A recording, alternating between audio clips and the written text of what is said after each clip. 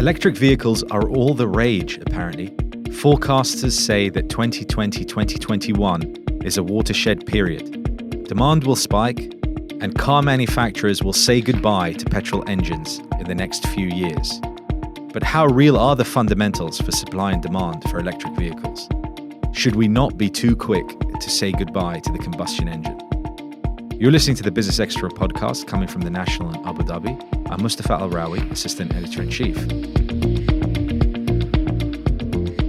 Remember, you can subscribe to all the National shows on Apple Podcasts, Spotify, or wherever you get your audio content. Wishing you all a Ramadan Mubarak on this first day of the holy month. With me is my co-host, the National's feature editor, Kelsey Warner. Hi, Kelsey. Hi, Mustafa. So we're talking about electric vehicles. Yeah, you had a hot take this week that we're going to dig into. You have lumped in electric vehicles with other more speculative assets out there in the market these days, like SPACs, NFTs, Bitcoin. Defend yourself. So basically, as you teed us up here in this episode, EVs beginning to feel a bit euphoric. I want to know how real not the anticipation, but how real the market is going to be. So if I'm defending myself, I'll just throw out a few numbers. So globally, just over 70 million cars are sold worldwide. In 2020, you had something like 2.4 million electric plug-in vehicles. Half of that was in China. So it's a very small percentage. There was a big jump from 2017 to 2018, almost doubled. But 2018, 2019, 2020 has been steady rather than spectacular growth. Mm-hmm. So I look at that, and I'm the first to admit that history doesn't necessarily tell you how things are going to happen going forward. But for me to say between now and 2030, even if I'm being charitable, 2040, that 2.4 million is going to exponentially grow to 10, 20, 30. And I'm suspicious because a lot of the statements, and we'll dig into some of those from non-car manufacturers, first of all, mobile phone makers, tech companies who say they want to get in. And then you have the car manufacturers rushing to kind of say we're going to abandon petrol vehicles at some point, or we're going to phase them out. I don't want to put words in their mouth. It seems very much about saying the right thing at the moment to boost the share price when it's fashionable, and you've got a lot of investors out there. We talked a lot about the GameStop phenomenon and Robinhood app and the kind of people driving share prices at the moment. And talking about electric vehicles is, good business, perhaps more than actually selling them. It feels the topic du jour, and I want to just step back and actually define electric vehicles for our listeners just so that they understand what we're talking about. It's a car that does not at all depend on fuel, does not have a combustion engine whatsoever. So this is a zero emissions vehicle, typically run on a lithium-ion battery, just so we can sort of ground ourselves in the definitions of the day. So yeah, EVs, I do think it's the phrase du jour because the association is with a zero emissions car. But I think you've made this point before on this show that the most environmentally friendly form of transportation is sort of no transportation at all. A zero emissions vehicle is you're still producing a car. You're still putting resources into lithium ion batteries, which are, rare earth mineral derived. There's these sort of natural issues with EVs. And I do agree with you that this is a good moment to gut check ourselves as we really commit to a form factor as we head into the rest of the 21st century. Do we really want electric vehicles to be the thing that we choose? It does feel, though, like we are starting to put a line in the sand that EVs are the way forward on our roads. What do you think of that? Okay, so I want to know, what is the problem we're trying to solve? And this is a real, Silicon Valley moment. Yeah. What are we disrupting here? And I think there are three strands I'd like to pull on. One is that the car manufacturers are often wrong about future demand.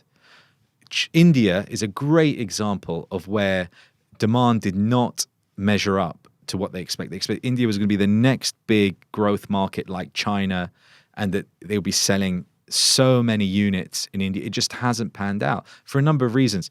Consumer habits change, generations change. Also, you have infrastructure issues and you have wider issues and all these things that come into it. So India didn't pan out. And car makers really expected it to. And I remember there's a huge buzz when, for example, they launched an Indian-made vehicle. I mean, people were crazy over that. They said, this is going to be, this small car is going to be the future. And it just hasn't turned out that way. So I think they can be wrong. They've been wrong. They will continue to be wrong. They may very well be wrong on this.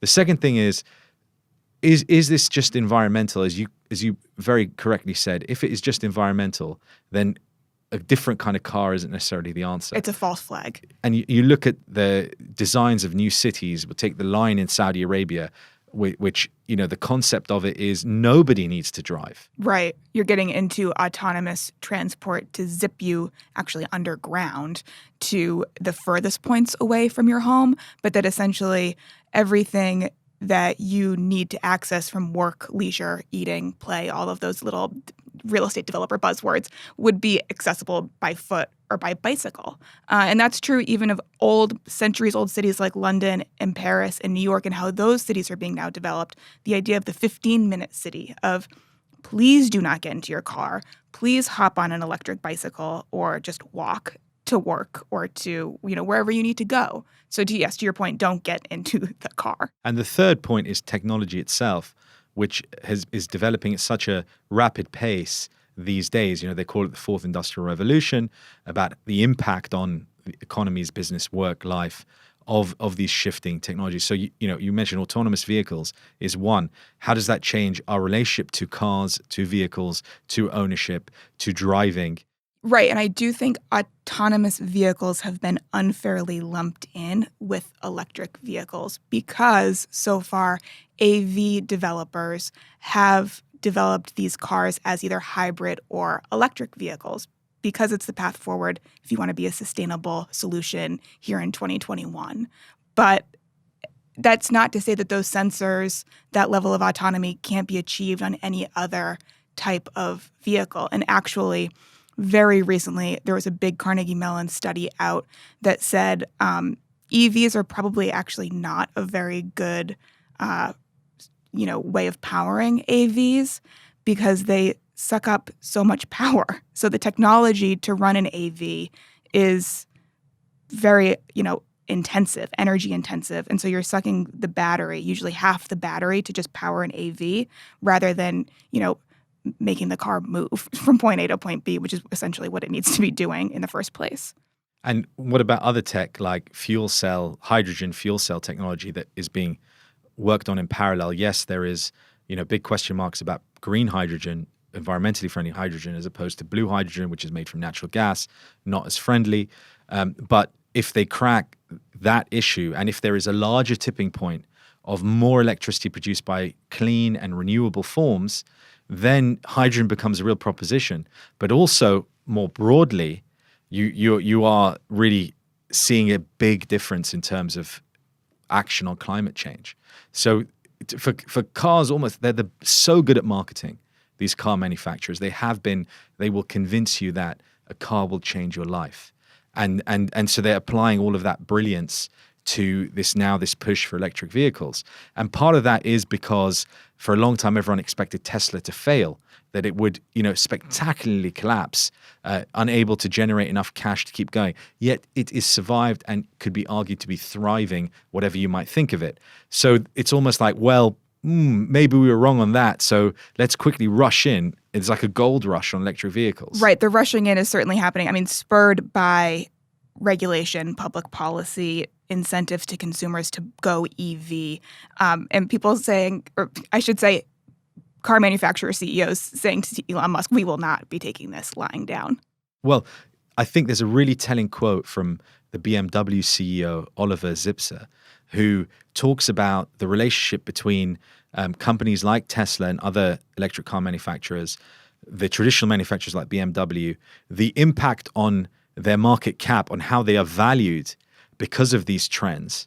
I feel he almost reveals, he's speaking to Reuters, I feel he almost reveals some of, maybe not all of, maybe this is quite, nuanced and complex, but some of the intention behind this forgive the pun, this drive towards electric vehicles. Let's listen to that now. We regard our stock price, our market valuation, undervalued. It is not reflecting the full potential of the company. If our equity is currently higher than our market cap, so something is wrong there. That would assume that you don't have a future. We will be here in 30 years. I'm very convinced because we are now doing the right steps, and the equity story is not finished for BMW. I think we have a great future. We will grow. So that was the BMW CEO, Oliver Zipse, talking about how traditional manufacturers will still be here, that they are perhaps being undervalued at the moment, and that they will compete and perhaps beat the other manufacturers out there that are focused only on electric vehicles. But I think for the wider conversation that, Kelsey, that you and I are having now is, how real is the current trajectory of electric vehicles? And again, the bigger issue, what are they trying to solve here? Beyond shifting tens of millions of units to maintain the growth for the overall industry. Right. We seem to be in a moment, okay, it's capturing stock price fluctuations. It's capturing the attention of public policymakers, which therefore means it's capturing headlines. But to really scope the market, okay, so U.S. President Joe Biden in his $2 trillion infrastructure plan did earmark $174 billion for EVs and wants 500,000 charging stations across the U.S. by 2030. So that's a real infrastructure play. And it gets into the nitty-gritty details of why EVs have maybe not hit mainstream is because you do have that range anxiety of, okay, where am I going to charge my car if I, leave the confines of my just daily commute? And so then you have to wonder, okay, would something like that materially impact consumer decisions? And that does remain to be seen. That's a very new announcement. It remains to be seen if that will even be passed.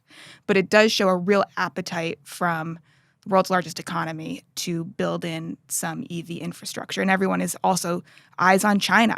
And where India seemed to fail, China seems to really be picking up some of that slack, which I think is interesting as well.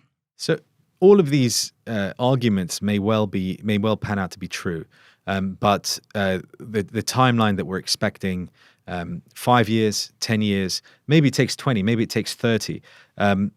China, for example, is committing overall to lowering emissions, but at a much longer horizon than, let's say, other countries, but is understanding that it needs to be going that direction. And most, if we look at all the language at the moment coming out of many, many nations, including the US, which wasn't the case until Joe Biden became president, they've said, we really have to act on climate change. So we definitely see the pattern. And it reminds me of literally 21 years ago, March, April 2000, when everyone talked about the internet, and it was the dot-com boom, and you had a stock market bubble. But you had more than a stock market bubble. You had people whose lives and businesses and outlook were being completely changed by the World Wide Web. And we saw the direction of where things were headed. But we were too quick to say that it would happen straight away. We really bought into the hype of it. And obviously that was March, April 2001. By May, there was a big European regulatory decision against Microsoft that turned sentiment on its head, and then tech stocks suddenly fell out of favor and everyone was moving to other stocks. Now, that didn't change the fact that now Amazon is one of the biggest companies in the world. Apple, a $2 trillion company. We are a tech universe now. We're not a maybe .com universe. And so that bubble burst. Yes. And so I wonder, okay, we seem to be, I think, transportation obsessed at the moment. I wonder if EVs are the .com, but transport will be the defining factor of the next couple of decades, that we do really need to crack that nut in order to address climate change in a really material way. So if you're referencing the .com bubble, sure, thousands of companies went under because they, it was a frothy, happy time, but tech companies, those prevailed. So you've got to see, I think transportation companies are the ones to bet on. Whether or not those are EVs remains to be seen. So to take that further, transportation, but everyone wants to be a transportation company, it seems. Right, that's an interesting point too. So like Uber, Apple, I think Apple, Tim Cook last week spoke to Kara Swisher, New York Times op-ed columnist. She hosts a couple of podcasts. And he said to her that Apple, because the Apple car has been so in the news lately, he was very coy on it. It wasn't about EVs, though. He said it was about robotics. Apple is not interested in the electrification of cars. They are interested in the autonomous capability of potential future transportation modes. And I think the EV market's possibly getting a bit of a halo effect around just all the other conversations happening. And we're doing a poor job of sort of picking apart what's happening in this space.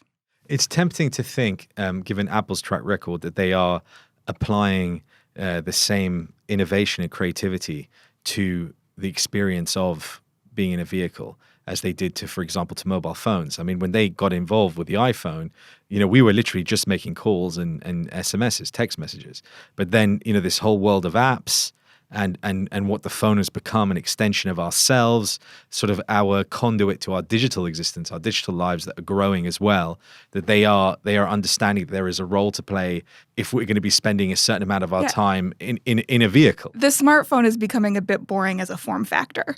As we start getting excited about like traveling to space and augmented and virtual reality, that those worlds opening up to us outside of this like little 3.5-inch screen, tech CEOs, if they're savvy and don't want to like stay up at night because they've got a target on their back because their biggest moneymaker is that 3.5-inch phone, then they are thinking about things like transportation if they are to survive. And I think we have to leave it there. But I mean, one last point that probably also need to address is, quietly, not quietly, so to speak, but compared to electric vehicles, road vehicles, there's also the skies, where there's a lot of investment in R&D and pledges to produce flying autonomous taxis and electric ones as well, and electric planes. Right, exactly. So there are other venues, but I do think the EV market is getting a bit of a boost as a result of all of these conversations, all of this excitement about where we're going.